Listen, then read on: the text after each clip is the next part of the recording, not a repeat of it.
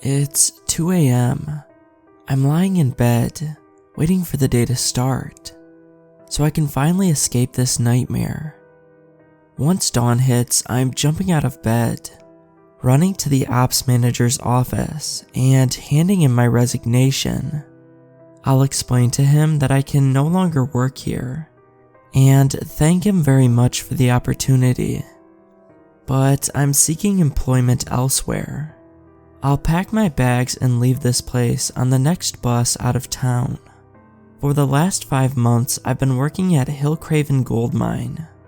It's a relatively small operation, but one that's been going on for over 200 years. I've been working as its surveyor, much to the dismay of my mother. I was originally supposed to study and become a software developer. After passing high school and getting my degree, alongside the hundreds of other kids who had the same idea, I'd spend most of my days sitting behind a computer monitor, drinking copious amounts of coffee while typing in code for hours on end. Luckily for me, a few bad marks on my final report card prevented that catastrophe from ever happening. As a result, I've become what is known as a third-generation miner, as my dad likes to call it. He made his living as a mine surveyor, and his dad did as well. It was fate really that brought me here. The work is tough, but I found that the mining culture and the routine of the work is extremely enjoyable. I've been living in a commune on site with 5 other men, provided to me free of charge by the mine, eating meals at the cafeteria for pennies, and only going into town once a month for a whole week of drinking with my colleagues. The routine has created what I can only describe as a kinship between me and my coworkers. We eat the same food, work in the same conditions, and sleep in the same house. Every morning at 6:30 a.m. sharp, we wake up and make our beds, rubbing the sleep from our eyes and stretching out our stiff limbs. We walk out and join the other 100 people in the locker rooms. We open up our assigned lockers, get changed into our overalls and gumboots, grab our hard hats from the racks, and make our way to the lamp room. The lamp room is where you get the safety equipment required for going underground.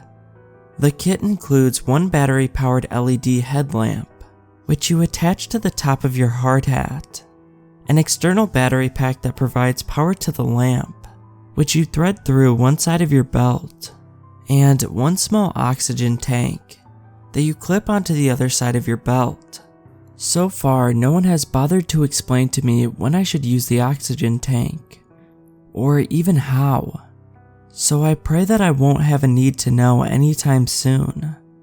Once you're kitted out, you make your way to the mine shaft. The shift boss will be waiting outside the lift. His ragged clipboard and leathery face. You give him your name and tell him which tunnel you're going to today, and he'll make a note on his list. That way, they can see who's missing at the end of the shift, and who shouldn't have gone in the first place. The shift boss is also responsible for checking if you have the right equipment on. If you don't, you can't go in. Got your hard hat? Check. Headlamp working? Check. Earplugs? Check. Last on his list is your boots. He'll glance over his clipboard and give your gumboots a quick once over to make sure you have them on. Once he's checked that off the list, he'll give it a second check. If your gumboots have so much as a spot of dirt on them, he'll raise his eyebrows at you and give you a chuckle. "Been working the night shift, huh?" he'd ask. All the fellow miners will laugh at that, having been asked the question at some point. What? I asked the first time it happened to me. My boots muddied and hard hat perched awkwardly on my head. "Your boots. The only people who have a reasonable excuse to have dirty boots are the people who work the night shift," he replied. "But we don't have a night shift," I asked, slightly confused. "Exactly. "Make sure you keep your boots clean," he replied, stepping aside to let me into the lift, and looking back down at his list, checking off the next person's name. All the surveyors must also report to the survey office for a briefing on what parts of the mine you'll be surveying that day, as well as to fetch the equipment from lockup. Since I'm the only surveyor on the mine besides Mark, I have to lug the equipment by myself. Mark is nearly 80, has severe arthritis, and spends his day in his office, looking over the mine plans and watering his beloved fern. He retired over 10 years ago, hopping on to the solitary bus that takes you back to town once a week to live with his wife of 50 years. His plan was to spend his last good years with her, doing some gardening on the 2-acre property that he bought in the 80s, until he passed away, hopefully in his sleep. After spending a month living with her though, he hopped right back on that bus and begged for his job back, deciding that he'd rather spend his last few years working away from home. His duties mainly comprise of checking my work and updating the plans when necessary. On occasion though, he'll grace you with one of his many pieces of advice that he's acquired through the years. Always keep both feet firmly on the ground while in the tunnels. Don't want to slip and fall, he'll tell you as you pass him in the kitchen. Or, a sharp pencil is a sign of sharp work. One of his favorites though, that he never seems to grow tired of, is always check your headlamp before you go down. It's easy to get lost, and without a torch, you'll never make it back. I normally try to follow the advice he gives me. Most of it makes sense, and has actually helped me at times. Thanks to him, I always check my lamp before going down. I mostly just give it a courtesy click on and off, while the lift takes me down to the right level. Yesterday, I was working alone in one of the quieter parts of the mine. It was an old shaft that they were looking at expanding, and it was my job to make sure they knew where they were going. While I was setting up the equipment, I stepped on something soft. I picked up my foot. It was lying on the floor, half buried by dust and debris. A small pocketbook. Curious, I dug it out and dusted it off. Survey report, Mark Whittle. It said on the front in neat block letters. It was bound by a green leather cover, slightly scuffed and warped from sitting in someone's back pocket. I chuckled to myself as I picked it up. He must have lost this back in his heyday, when he was still making his rounds. I thought it would be funny to show it to him, take a look at his old notes, and laugh at how he lost it. I slipped it into my pocket and carried on with the job, forgetting about it almost immediately. Once closing came, I went back up the lift, locked up the survey equipment, and said goodbye to Mark. I handed in the headlamp and oxygen tank and went to the locker room. It was there that I remembered it, as I was changing into my normal clothes. By that point, Mark was most likely sleeping, so I'd have to show it to him the next day. My colleagues and I ate dinner in the cafeteria, playing a round or two of poker before ultimately moving back to the dorm. As I lay in bed, winding down and getting ready to sleep, I decided to take a look through the pocketbook, just out of curiosity.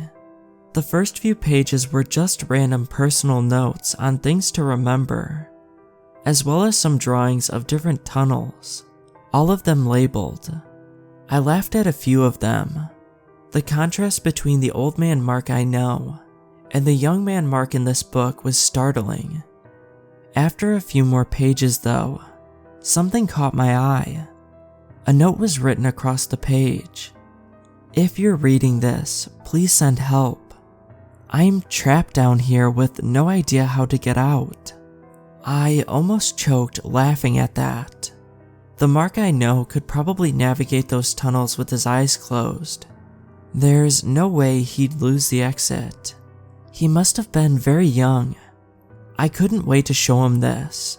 We'll go through it together. Most likely in tears thinking about young Mark lost in the tunnels, getting found by a group of miners who probably never let him hear the end of it. I turn the page and carry on reading. This time, the page is full of text. He's numbered the date at the top. Day 6. It's been almost a week since I came down here, and none of the tunnels seem familiar. I've been walking upwards for what seems like hours now, with no signs of me getting close to the surface. I was surveying tunnel B2L when my headlamp turned off. I stood there frozen for a second, the darkness causing my muscles to seize up. I reached for its switch, flickering it off and then back on. The light flicked back on, luckily, but that was the least of my problems. I turned the page. For a moment, I couldn't believe what happened. I wasn't in the same tunnel. I reread that line again, slightly confused. Did he mean that he somehow accidentally wandered into a different tunnel? Or was he magically teleported to a different part of the mine?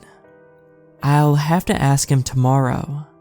I wandered around for a while, calling out, hoping someone would hear me and tell me which section I was in. My equipment was missing as well, most likely left behind when I was taken here. After what felt like hours, I heard noises, what sounded like people digging further in. I made my way towards it, still calling out until I heard them stop and call back to me.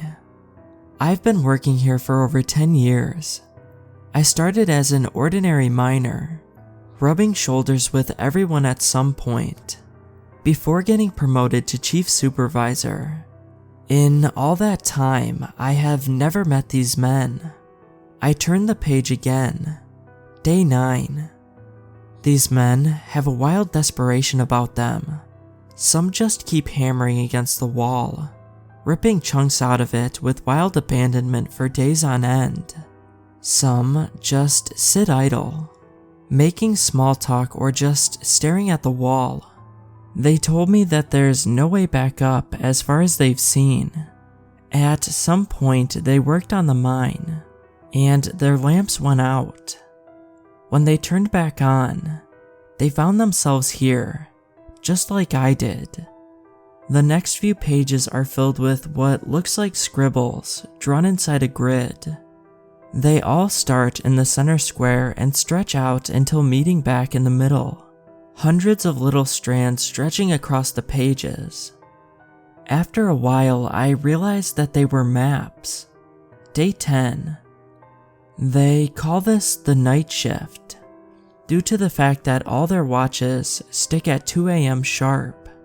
Mine's been reading the same thing since I got here.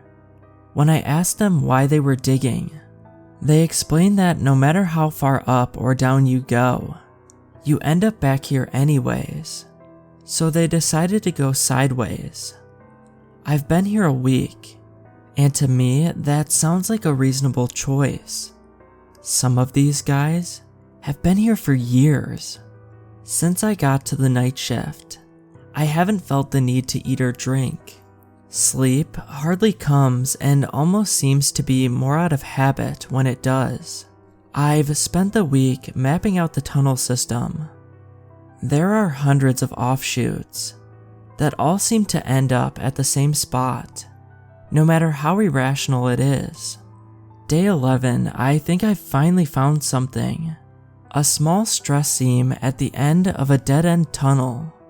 It stretches from the floor to the ceiling, and is just wide enough to stick my pinky through. I can feel air coming from it, a soft, erratic breeze that must come from outside. I am turning back to find the other guys to help me dig. This could be the way out. The next few pages were full sketches of the tunnel wall. He labeled where the stress seam is, as well as the optimal spots to dig it out. I flipped through them until I found another page full of text. This time, it looks like it was written with a shaky hand. There's no date on the top. They haven't stopped chasing me since we let them out. As far as I can tell, I'm the only one left alive. They were waiting on the other side for someone to break the seam. They look just like us. Same faces, same clothes, same everything. I've been hiding, but I think they found me. I can hear them coming. They have a good sense of smell. I can hear them sniffing. The rest of the pages are blank. I turned off my torch and placed the pocketbook on my nightstand. As I turned on my side, something caught my eye. Fred was lying in his bed, his head turned towards me. As my eyes adjusted to the darkness, I could feel the hairs on the back of my neck rising. He's been staring at me, his eyes wide, mouth slightly open. My heart beginning to beat faster as I realize he hasn't blinked. I turned away from him, my insides going cold as I fought down my paranoia. I shut my eyes. I took a deep breath and let it out slowly, trying to calm myself down. As I opened my mouth to take another, I felt someone breathing on the back of my neck.